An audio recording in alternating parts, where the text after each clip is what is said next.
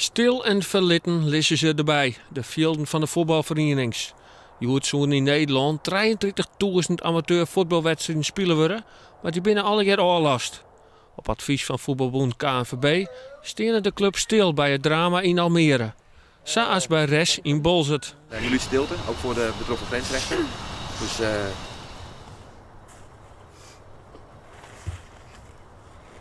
Er wordt nog even voetballen toch C en D junioren, gewoon vriendschappelijk, om Sjen te litten dat het ook oors ken. Grensrechter Uli Hoogland had bewust gekozen om te vlaggen in deze leeftijdscategorie van 12 en 13 jaar. Bij de oudere B-junioren viel hij hem net thuis. Als ze ouder worden, dan zijn het wel hele kerels hè, die dan in het veld staan. En fanatieker, feller ook in de strijd. En dan heb ik zoiets van, dat gaat me gewoon te ver eigenlijk. Om die te coachen en daar te vlaggen, zeg maar. Joert Sille Hoogland en andere clubleden de jonge sporters wijzen op respect voor elkaar. En dat je chinstanders, grensrechters en skiertsrechters neder gaat om een wedstrijd te spelen. Ook de voetballers zelfs vinden dat het beter kan. Wat vind je ervan hoe voetballers met grensrechters omgaan? Erg. Omdat mensen soms heel erg boos worden alleen maar om één ding fout gaat of zo. Maar iedereen kan wel een fout herstellen. Fouten zijn om van te leren. Grensrechter Hoogland zult een gauwer optreden bij agressie.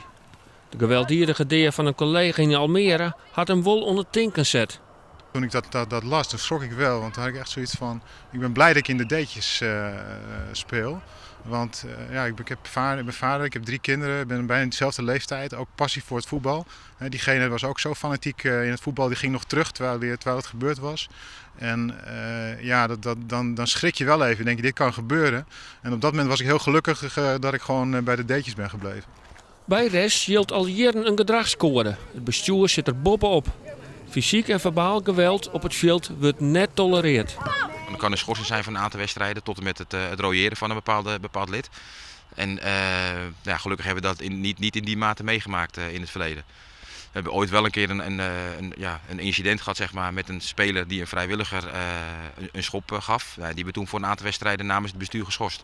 En zo gaat in alle rest een sportdag voorbij. Al kan een enkeling geen oorskier nemen van de bal.